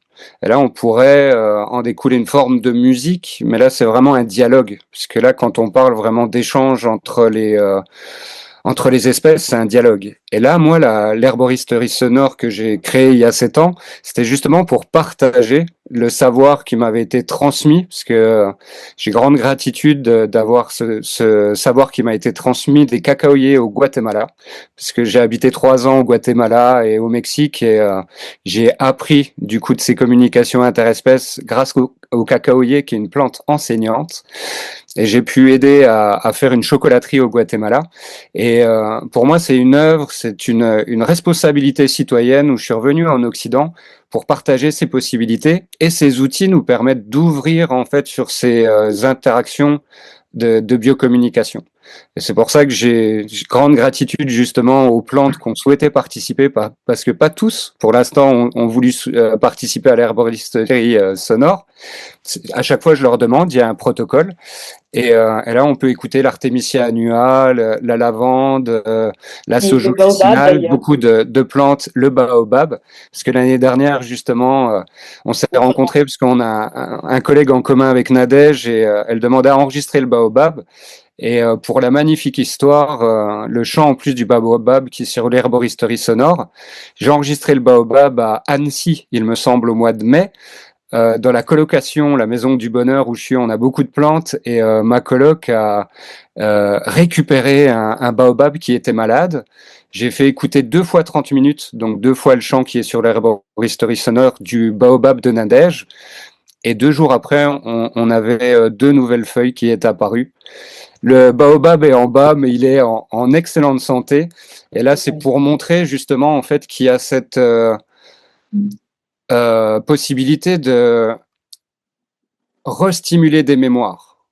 Et que là, en fait, quand on revient sur ces phénomènes de biorésonance, on revient en fait sur des mélodies, des harmonies, où là, on est sur du vibratoire, et là, on est sur cette symphonie moléculaire. Et les plantes nous réamènent sur cette compréhension primaire, mais fondamentale, justement, du fonctionnement de la vie, par ces vibrations qui sont dans le subtil principalement, mais qu'on comprend justement à leur contact. Et plus on est au contact de ces plantes maîtresses ou enseignantes, comme peuvent l'être le baobab ou aussi la mangrove, plus là, on peut réapprendre justement de ces enseignements. Et on a des béquilles technologiques justement qui permettent des fois plus facilement de reprendre confiance. Parce que nous, les Occidentaux, on a été un petit peu mis de côté. Il y a des gens qui ont moins confiance à se lâcher, à parler aux animaux, aux végétaux.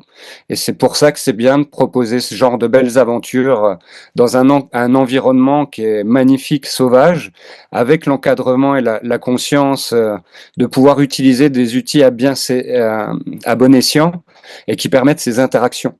Parce que c'est là que ça permet de stimuler en fait une immersion multisensorielle qui va permettre de donner une expérience vraiment de vécu qui est encore plus bouleversante dans le bon sens. Parce que moi, quand justement on me parle de ces champs de plantes, parce que là c'est des champs thérapeutiques de plantes médicinales, puisque là par exemple les Tibétains nous disent que toutes les plantes sont médicinales, tout dépend de la partie ou de la saison où on les récolte, mais ça nous permet vraiment d'avoir une reconnexion et une forme d'épiphanie, à dire ben oui, c'est évident en fait qu'il faut que je reparle aux végétaux, aux animaux, puisque c'est mes frères et sœurs, et plus j'ai cette stimulation interespèce, plus je vais comprendre aussi comment je fonctionne. Pour rebondir sur ce que vient de dire Renaud, en fait, moi, dans cette expérience que je rencontre, parce que Renaud, j'ai commencé à écouter l'herboristerie sonore il y a 1 an et demi, et j'ai eu la chance de le rencontrer l'année dernière et qu'on puisse collaborer sur le chant du baobab et puis de se rencontrer, etc. Et en fait, il y a vraiment cette notion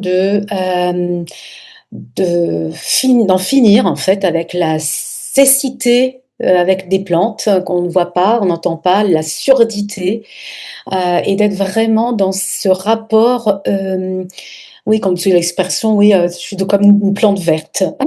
au milieu du salon. Eh bien non, en fait, eh bien non. Et en fait, quand on commence, moi, quand j'ai eu l'appareil et que j'ai commencé à aller écouter le laurier dans le jardin ou le thym ou même un champignon ou toute autre chose, nous sommes des enfants et c'est cet émerveillement qui revient et ça, c'est notre nature humaine la plus pure en fait finalement. Et ça, c'est vraiment, vraiment, comment dire? Enthousiasmant et pour moi, c'est une destination aussi. Voilà. Alors pour justement aller dans les propos, que vient de d'énoncer, Renaud, alors, je vais peut-être parler du corps au sol. D'abord, on fait l'écoute. Vous allez donc écouter un son. Et pour le recevoir, je crois que il faut être présent à vous-même, conscient que nous sommes dans un groupe. Donc, trouver le moyen d'installer une sphère qui est la vôtre et tout en restant en lien avec le groupe. Si vous avez besoin de prendre quelques instants, vous n'hésitez pas. Donc, coupez les champs visuels, coupez les caméras.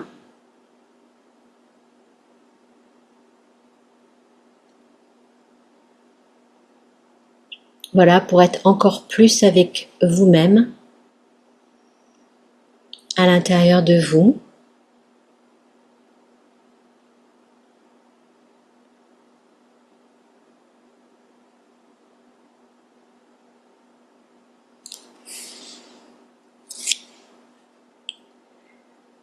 Vous allez tout simplement ouvrir vos capteurs. Ils sont nombreux. Il y en a des sur la peau, il y en a dans les oreilles, il y en a partout en fait. Installez vos capteurs quand vous êtes dans votre sphère, installez vos capteurs. Et il y a pour le coup la destination, l'intention, c'est de vivre l'expérience ensemble.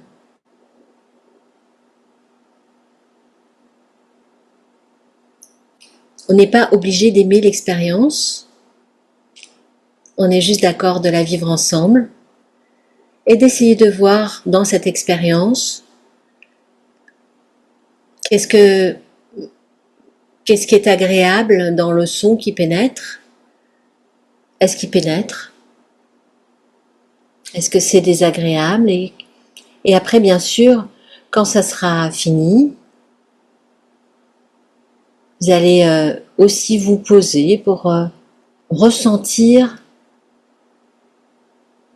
ce que ça vous a fait. Est-ce que c'est neutre? C'est une information? Est-ce que c'est agréable? De quelle forme? On va démarrer. Inspirez et expirez longuement.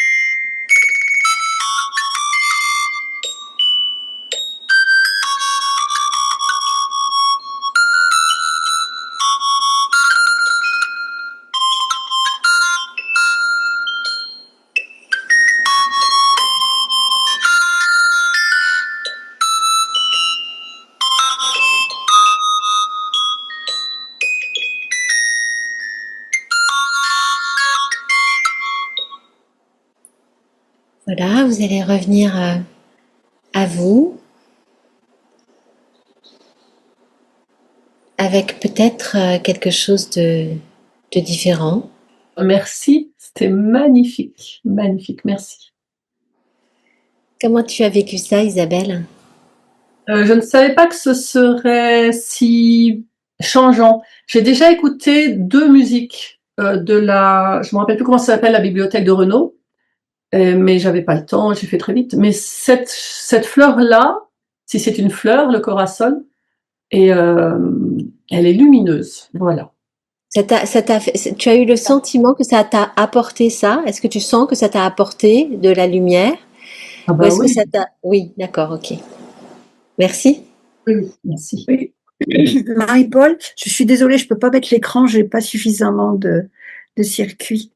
Cette corosole, c'est une fleur, une plante? Est-ce que tu peux nous la décrire? Oui, oui, on va vous la décrire, mais dis-moi d'abord ton ressenti. C'est vraiment comme ça que Ah la oui, démarche se moi oui. je rejoins Isabelle, c'est un voyage dans la lumière, la légèreté, comment dire, le besoin de partager. J'ai eu cette impression qu'elle nous disait qu'on était tous, oui, tous, C'est un fruit. tous interconnectés. Eh ben, moi, ça me fait la même chose. Alors, tout ne me fait pas ça, hein, dans les fréquences Non, sonores mais celle-là, des végétaux, mais ouais. celle-ci, elle me met vraiment dans la légèreté. Elle a été donc captée par Nadège en collaboration avec Renaud au Cap-Vert. Moi, j'ai trouvé que ça venait vraiment chercher le chakra du cœur. Oui. La vibration était très forte, en fait, à ce niveau-là. Mm. Mm. Comme un bel échange du cœur. Enfin, ça faisait comme des pulsations, en fait. Moi, ça venait vraiment chercher ça. Mm. Oui, j'ai même un commentaire là, et c'est exactement ça. Moi, ça me met dans une énergie espiègle. Alors, c'est là Oui.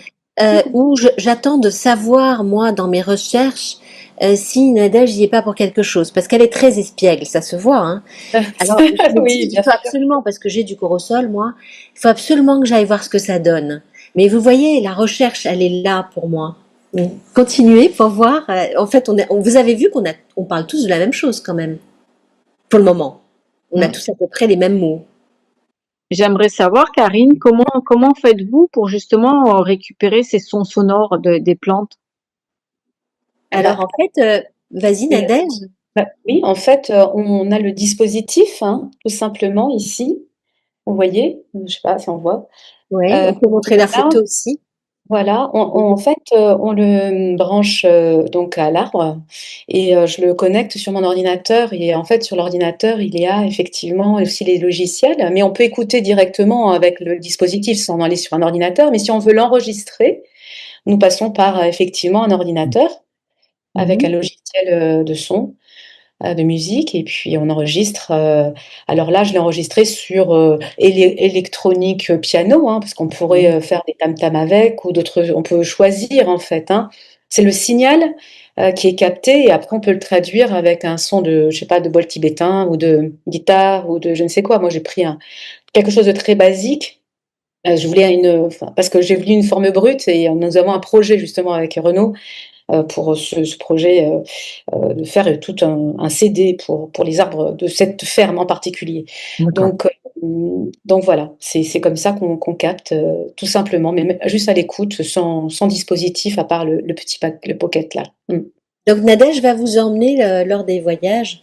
Moi aussi, hein, d'ailleurs, hein, je pourrais vous y emmener. On pourrait être plusieurs à s'emmener dans cette captation sonore.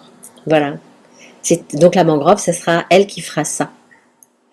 Alors, tout à l'heure, Karine disait effectivement, est-ce que c'est la présence de Nadège devant le corosol? Alors, ce que j'ai fait moi, pour éviter toute interaction avec la plante, c'est que je l'ai mis en condition, je lui ai demandé son autorisation.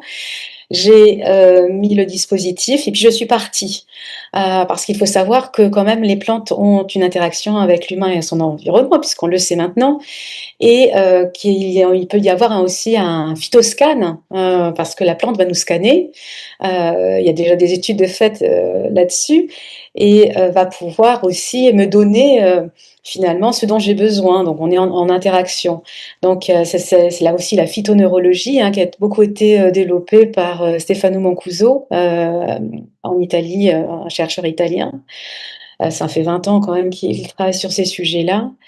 Et donc cette phytoneurologie, hein, donc cette interaction, si on va dans une ce que fait d'ailleurs des expériences comme Jean Toby ou bien d'autres, hein, on met la plante ou qui est guérie, hein, l'aloe vera de Renaud aussi, qui guérit, qui apporte en tous les cas des protéodies ou des signaux, voilà, électrophysiologiques et qui permettent de combler ou de venir nous soulager. Voilà. Il y a pas mal de témoignages à ce niveau-là. Donc, c'est vrai que je suis partie exprès, je suis pas restée devant la plante pour éviter qu'il y ait une altération ou que ce soit, voilà, que ce soit le plus pur possible dans son environnement à ce moment-là. Donc, je vais essayer, parce que le temps passant, je vais vous parler du Oui, vas-y, corosol quand même il faut nous brièvement. parler du corosol. Voilà. Donc, le corosol, c'est un arbre déjà d'origine d'Amérique latine et répandu le corosolier, hein, Annona muricata, qui est un arbre, un fruitier d'Amérique latine et en Afrique. C'est le corosol, donc le fruit est très reconnaissable avec ses piquants, je vais vous montrer tout après. Et il est utilisé évidemment dans l'alimentation pour le fruit qui est excellent, c'est l'annone. Voilà, ça ressemble au chérimoya, graviola, guanabana. Donc riche en vitamine C, B1, B2, des minéraux, des fibres. Et passer les Donc, diapos, Nadège, tu les as oui, inscrites. En plus, on voit voilà, bien. tout Ouais. à fait. Après, je fais les effets. Enfin, c'est parce que j'avais mis les effets. Donc là, pour les feuilles, donc les feuilles sont très fortement utilisées en tisane. Et justement, bah, ça rejoint un petit peu ce que vous avez ressenti tout à l'heure. C'est que les feuilles de corosol ont un effet relaxant et sédatif. Un effet anti-inflammatoire, antimicrobien, antibactérien, utilisé si on fait des tisanes et qu'on se l'applique sur la peau, la tisane froide évidemment, ça aide pour les régulations au niveau de l'acné notamment. On peut se faire aussi des masques en pilant les feuilles fraîches ou sèches pour se faire des masques pour récupérer une peau nettoyée. Donc c'est un soutien aussi au système immunitaire. Mais attention, puisque les feuilles, enfin, c'est une plante extrêmement puissante, hein. Il y a des allégations aujourd'hui qui ne sont pas totalement, on va dire, comment dire, acceptées dans le milieu médical, etc., pour ses effets vraiment contre des cancers, etc. Mais ça, c'est un sujet sensible. Voilà, je m'en abstiens. Faire donc comme une plante sensible, donc les feuilles, il y a quand même voilà, il peut y avoir quand même une neurotoxicité potentielle. Il faut faire attention, notamment avec des personnes qui prennent des antidépresseurs, les femmes enceintes, etc. Concernant le fruit lui-même, donc il est reconnaissable, donc avec ses piquants. Donc je viens de le dire tout à l'heure, il est riche en vitamine C. Source de fibres et de potassium, donc ça aide évidemment sur la régulation intestinale, voilà. Au niveau digestif, il apporte évidemment il a des polyphénols, des alcanoïdes, etc. Ce que j'ai noté sur la slide. Au niveau de ses propriétés, il est très hydratant. Enfin, vous qui connaissez l'annone, hein, par exemple, c'est de la même famille finalement, et ce fruit qui a le goût un peu poire, fraise, et qui est très désaltérant aussi et riche en eau, et très intéressant aussi pour les sportifs en récupération. Il est antioxydant et anti-inflammatoire léger au niveau du fruit. Voilà. Donc je vais pas être très longue là-dessus parce que c'est pas. Enfin, voilà, il y a de la recherche, il y a beaucoup de recherches qui sont faites sur le corosol. Voilà, ouais, le fruit avec ses graines qui ne sont absolument pas consommables, hein, donc ne pas manger les graines. Mais comme tout bon fruit qui se respecte et qui donne beaucoup à la nature, il y a beaucoup de graines. Donc c'est vrai quand on mange ces fruits, on a toujours tendance à enlever les graines comme ça. Et excellent, moi je sais que j'ai une affection particulière pour le corosol. Voilà. Donc Ah, je du coup, vais au m'arrêter là. Sénégal, lorsque on a un corosol à l'orée d'un village, en fait, on ne peut jamais en voir ni le fruit ni les feuilles parce qu'il est énormément utilisé. Les feuilles sont tout le temps prises par les médecins traditionnels et aussi en usage domestique. On sait à quel point on l'appelle l'anticancer ici, comme beaucoup d'autres plantes. Mais c'est vraiment Du coup, en termes d'herboristerie sonore, comme dit Renaud, voilà, Nadège l'a pas choisi par hasard, on le retrouve partout en Afrique de l'Ouest, et c'est vraiment une fréquence extrêmement intéressante. Moi, je ne m'attendais pas à ce qu'elle soit aussi joyeuse, aussi, voilà, par rapport à d'autres hein, qu'on pourrait fréquenter. On va poursuivre puisque le temps passe. Oui, oui, oui.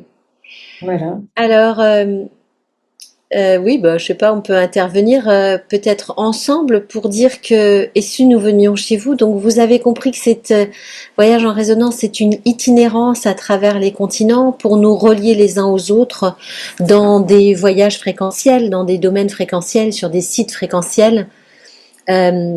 Soit nous pouvons venir pour installer des unités fréquentielles chez vous, soit nous pouvons venir parce que vous êtes près de sites sacrés.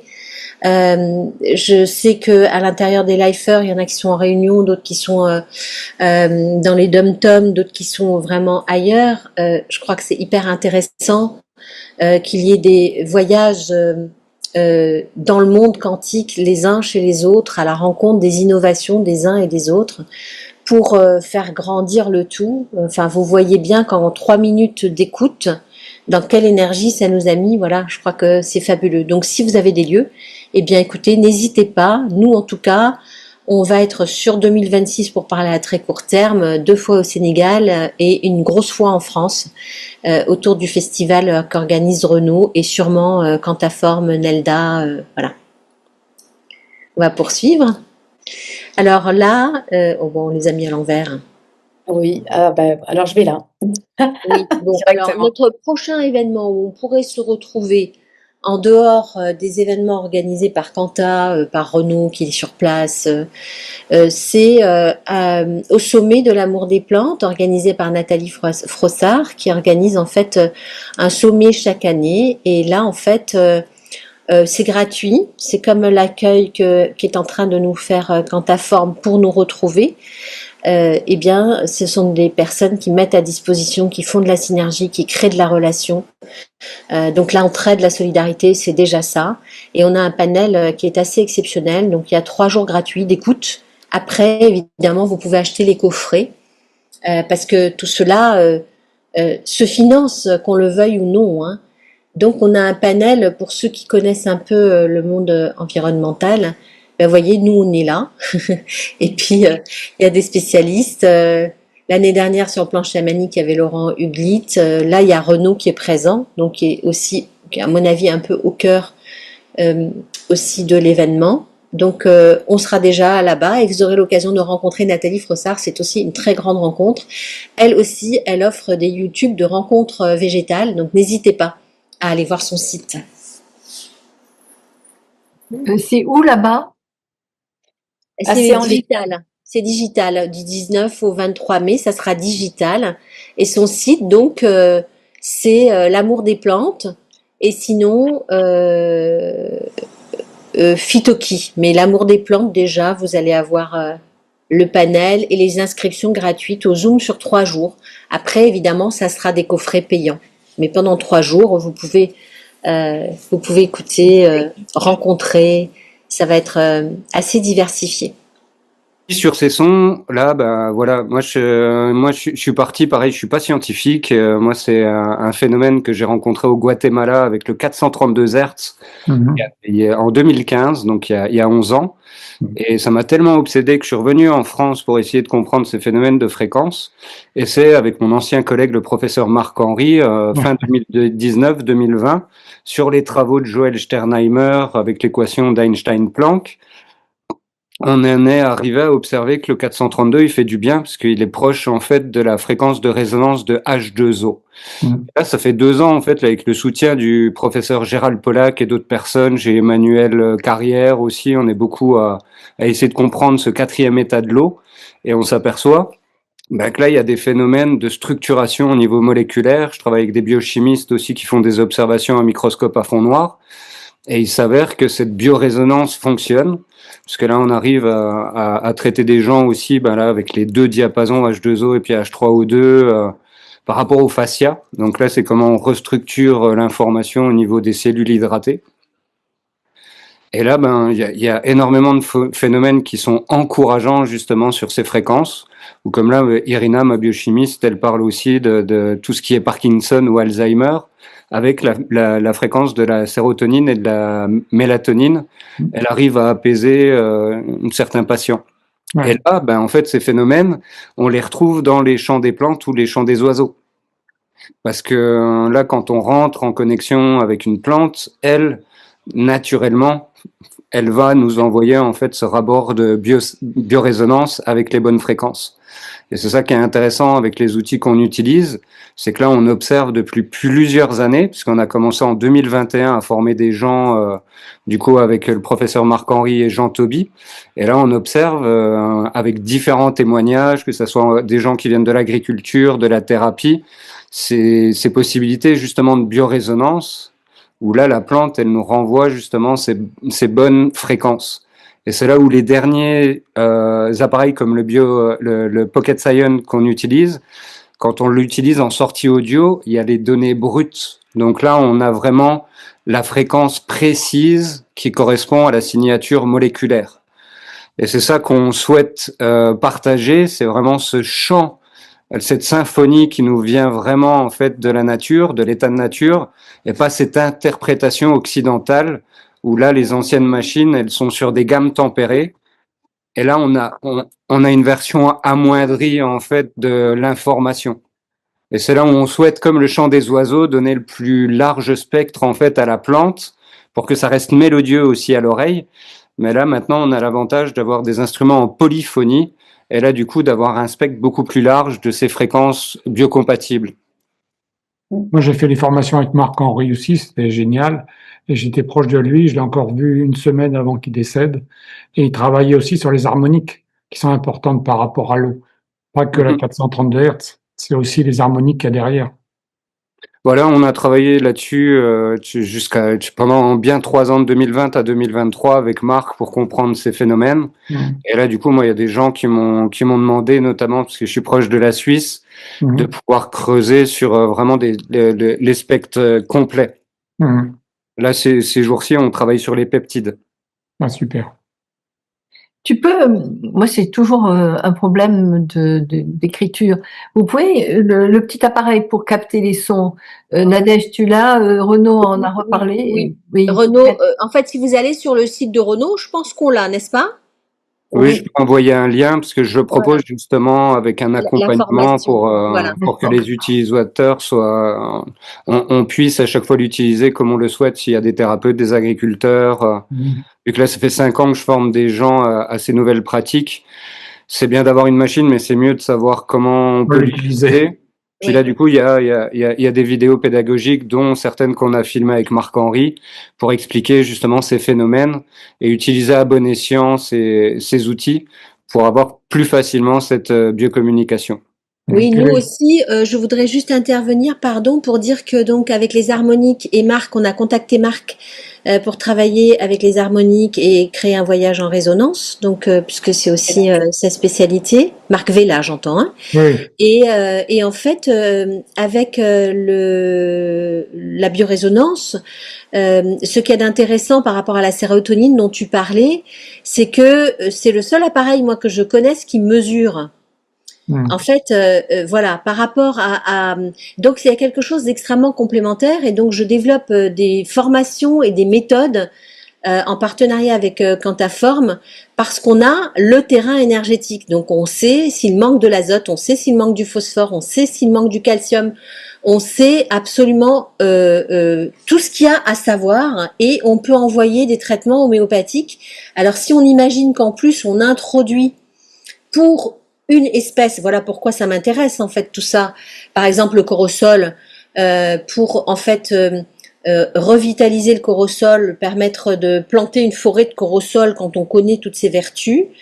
Eh bien pour moi c'est pas seulement comment l'être humain le reçoit et donc du coup il reçoit un soin vibratoire en écoutant le corosol et puis il voit ce que ça lui fait sur l'appareil de biorésonance en amont, en aval, mais en plus on régénère l'espèce. Et on peut intégrer ces musiques-là aussi dans le live. Voilà. Bah oui. Alors, c'est pour ça que je suis vraiment très heureuse que Voyage en résonance qu'on a créé avec Nadège nous permet ces rencontres. Parce que pour moi, c'est de ça dont il s'agit. Et je crois que ça crée tout de suite, voilà, des synergies qui devront nous emmener vers un festival, un congrès, tellement que c'est complémentaire. Ouais. Moi, je voulais demander une question à Renaud.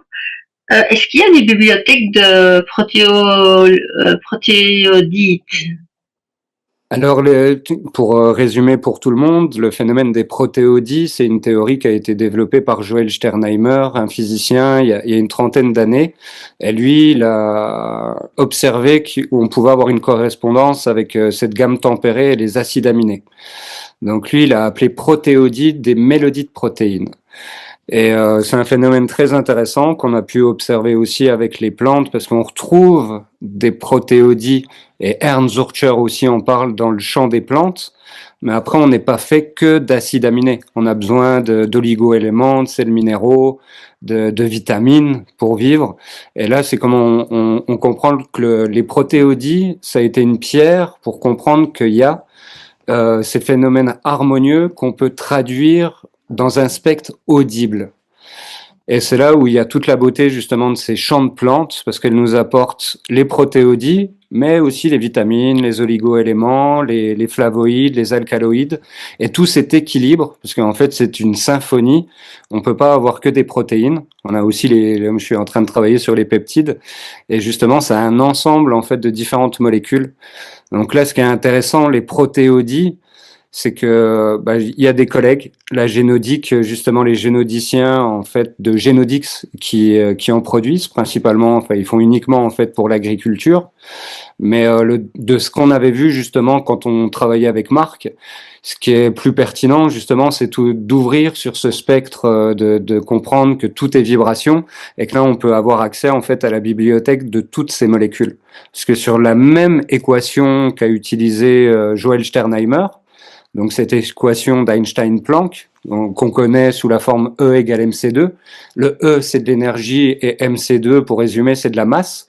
Et on peut réellement passer, parce que là, du coup, nous, ça fait déjà plus de 6 ans là qu'on a des validations sur beaucoup de fréquences, dont la première H2O.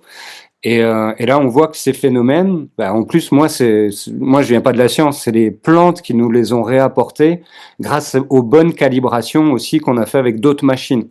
Parce que, par exemple, moi, j'ai utilisé aussi les machines de Solera comme à Jean Toby, et là, on s'aperçoit qu'elles sont calibrées sur un mode musical. Et moi, il y a 2 ans, avec l'EPIA, qui est la Haute École d'ingénieurs de Genève, on a fait une machine qui permet réellement de mesurer en temps réel le signal électrophysiologique, donc biologique, d'un organisme vivant, donc d'un végétal, d'un animal, mais aussi d'un humain, parce qu'on est composé de la même manière. Et c'est là où c'est intéressant de comprendre le phénomène des protéodies, parce que ça nous amène à comprendre cette harmonie qui peut s'approcher de la musique, qu'on peut avoir au niveau de la symphonie intérieure de nos molécules. Et que là, une fois qu'on comprend en fait, en effet, ces protéodies, là, c'est plus comment on a accès à toute cette bibliothèque et qu'on peut utiliser aussi la mélatonine si on a des problèmes de sommeil. Mais que là, il faut voir plus le spectre plus grand, parce que là, les protéodies, on va dire, moi, je conseillerais plus d'avoir les plantes, par exemple, comme on les utilise avec les machines pour pouvoir nous les émettre, que d'avoir une production humaine, parce qu'on ne sait pas encore comment ça fonctionne correctement. Et malheureusement, Joël nous a quittés il y a 3 ans, et lui a fait beaucoup d'expériences sur lui-même et d'autres personnes, où il s'est déformé physiologiquement et physiquement. Donc c'est vrai que c'est des choses à prendre avec précaution, et justement là, si on a la possibilité d'entendre nos frères et sœurs chlorophylliens nous apporter une parole juste, cette voix peut être pertinente justement pour écouter des protéodies et tous ces phénomènes sans qu'il y ait une manipulation, une dérive de l'humain. C'est là où c'est une éthique quand même très intéressante d'utiliser ces outils qui nous permettent justement d'avoir des collaborations fertiles avec le vivant et de comprendre justement ce fonctionnement sans qu'on ait une mauvaise interprétation, parce que là du coup on a des dérives occidentales, par exemple avec cette musique de plantes, mais là c'est comment comprendre que c'est un champ beaucoup plus vaste, et c'est surtout quand on comprend la biorésonance que là du coup on a tout l'arc-en-ciel. Parce que là, si je vous le résume et puis qu'on fait la chose vraiment courte, les protéodies, c'est comme si on comprenait qu'on avait accès à une couleur, les protéines. Et que là, quand on comprend toute cette possibilité de biorésonance que nous offre le vivant, surtout quand on fait des interactions en nature, vraiment dans l'état de nature, on récupère en fait tous ces phénomènes. C'est pour ça qu'on accompagne avec ce type de machine pour comprendre ces différentes possibilités de résonance et que les protéodies, c'est une partie en fait de ces possibilités. Et oui, je comprends mieux maintenant. Et en fait, est-ce qu'il n'y a pas une espèce de liste, par exemple, pour par exemple faire mûrir les tomates, quelle musique utiliser je sais que pour faire pousser le maïs, c'est au sole mio. Mais voilà, est-ce qu'il n'y a pas comme ça des listes un petit peu pour nous aider dans le jardinage? Il y en a quelques-unes, comme l'exemple que tu viens de donner. Après, c'est comment, justement, moi, Natura Sound, je l'ai créé pour ouvrir il y a 7 ans, là, pour partager le champ des plantes et qui est un mouvement communautaire qu'on est en train encore de développer un peu plus avec le Pocket Science pour que chaque fois qu'il y ait une personne qui ait un savoir différent. Et là, du coup, dans ces savoirs, pour pouvoir les récupérer, puis qu'on puisse les notifier, les repartager dans la communauté. Donc moi, je sais que j'ai une liste, bien sûr, avec différentes mélodies qui ont des interactions, où là, clairement, ce qu'on a fait aussi, ou sur la base des travaux de Joël, que ça soit les tomates ou différentes plantes, par exemple, je sais que moi, j'ai fait beaucoup écouter les aloe vera, par exemple, les succulents qui ont une résilience justement à l'eau, beaucoup de plantes qu'on a mis en serre ou en jardin et elles avaient besoin de moins d'eau après parce qu'elles ont appris grâce à la mélodie de l'aloe où on pourrait utiliser des cactus. Là, je vais essayer cette année avec des cactus, mais du coup, comment elles ont une possibilité de mémorisation de ces informations et de pouvoir s'adapter après, avoir un comportement. Et ça, c'est comment, là, on a en 7-8 ans, on a énormément d'informations à partager. Mais c'est comment, là, justement, suivant les demandes précises, il faut qu'on ordonne des listes pour avoir plus facilement accès à tel type de mélodie. Et ça, je sais que j'ai énormément de témoignages en retour, principalement de thérapeutes. Là, sur l'orientation pour l'agriculture, on peut partager d'autres choses. Mais là, il y a réellement, en fait, cette interaction avec les huiles essentielles. On retrouve des phénomènes comme des huiles essentielles, et j'ai 80% des thérapeutes qui les utilisent, ils appellent ça des huiles essentielles sonores. Et là, le baobab, j'ai eu des retours, parce que je crois que ça fait plus ou moins 2 mois, Nadège, que j'ai partagé publiquement le champ. Et pareil, j'ai des retours très très positifs où ça leur fait un bienfait, où les gens qui justement me font des témoignages, ils connaissent l'arbre.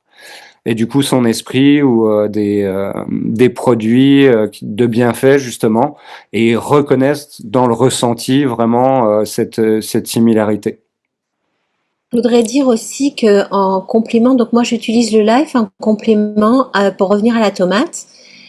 Donc on a l'espèce, donc on peut travailler avec le live system sur la tomate, comme on peut tout simplement prendre un super plant de tomates sain et en capter le son et le faire entendre. Voilà. Mais on va clôturer. Comme l'exemple de notre beau copain Baobab qui était malade et que là qui a repris parce qu'il a écouté son frère simple. Est-ce que, avant de clôturer, Karine, j'ai juste une question pour vous tous et Renaud. Est-ce que tu as déjà, Renaud, enregistré, vous avez un OGM qui est pas content d'être un OGM, ou bien alors une plante qui justement ne fait pas de graines et qui est, voilà.